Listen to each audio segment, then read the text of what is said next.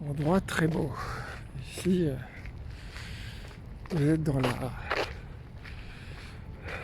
dans l'arboretum du jardin des plantes.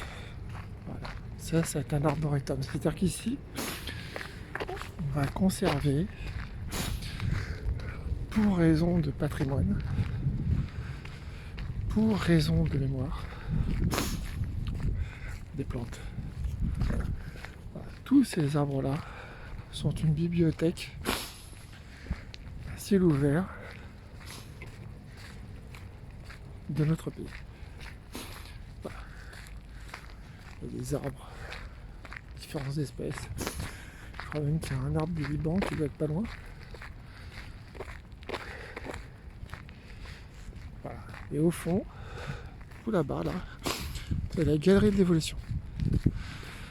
Mais là, c'est le secteur des plantes, l'arboretum. L'un des plus grands. Voilà. Profitez, soyez heureux, car on n'est que le matin. La lumière est belle. Ce serait dommage de ne pas en profiter. Voilà, je crois que c'est du Liban celui-là, il me semble. Et là, c'est les cèdres. Je suis pas sûr. Je ne vais pas m'avancer.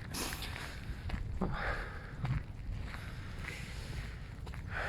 On va faire 2 petites minutes comme ça, hein, on va profiter tous. Jour à la France ira mal, et ben vous dites bien que grâce à ça, on pourra recultiver, replanter, parce qu'il y a des graines aussi qui sont stockées. Vous avez ici des graines stockées ici, au cas où, pour étude des plantes millénaires. C'est un peu de tout ici. C'est quand même le petit plaisir du matin de passer par là.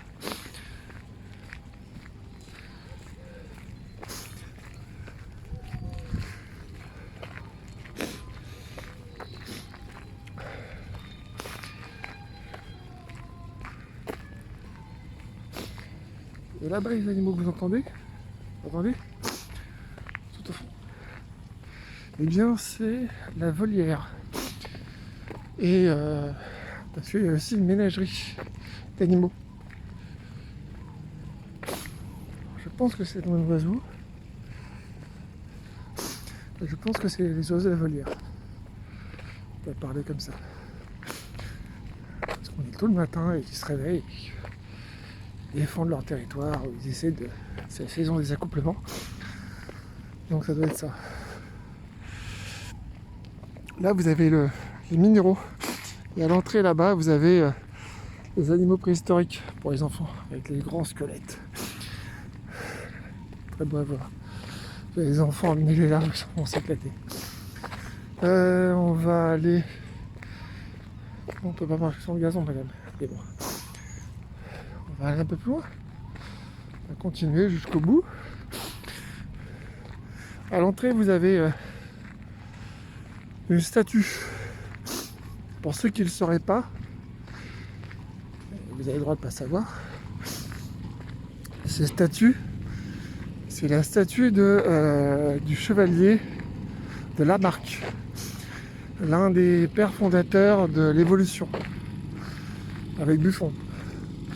Buffon qui était l'un des directeurs, avec des cupères, de ces endroits. Alors Buffon et Lamarck et des cupères ne pouvaient pas se supporter. Parce que Lamarck ne refusait de mettre Dieu dans le divin dans ses recherches.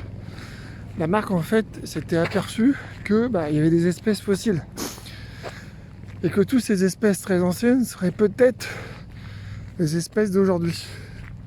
Voilà, mais il ne savait pas comment. Donc il a écrit un livre et Darwin l'a lu. Et rappelez-vous que sans Lamarck, il n'y aurait pas Darwin. il n'y aurait pas tous ces gens-là derrière. Et il n'y aurait pas une avancée de la science. Alors là, on est face à la galerie de l'évolution. Très belle d'ailleurs. Si vous avez l'occasion, venez.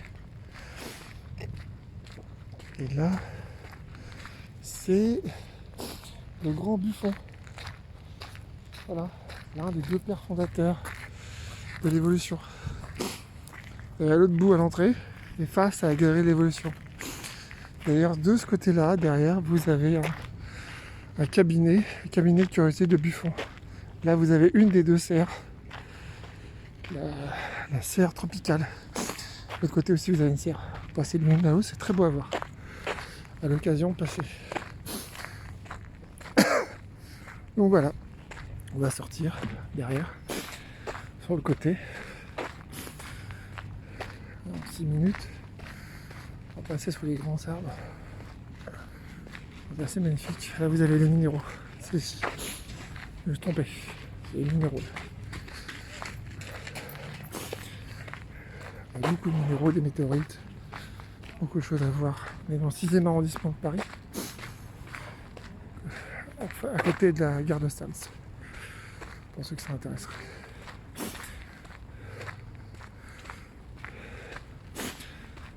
Donc voilà. Bah, écoutez, profitez, soyez heureux. C'était environ 7 minutes de bonne heure.